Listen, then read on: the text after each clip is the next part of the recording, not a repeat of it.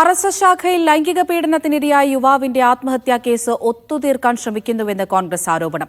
എഫ്ഐആറിൽ RSS എന്ന പേര് പോലുമില്ല എന്ന് KPCC പ്രസിഡന്റ് സണ്ണി ജോസഫ് ആരോപിച്ചു. സംഭവത്തിൽ RSS ദേശീയ നേതൃത്വം മറുപടി പറയണമെന്ന് CPM ആവശ്യപ്പെട്ടു. അതിൽ എഫ്ഐആറിൽ RSS എന്ന പേര് പോലും ചേർക്കാൻ കേരള പോലീസിന് ഭയമാണ്.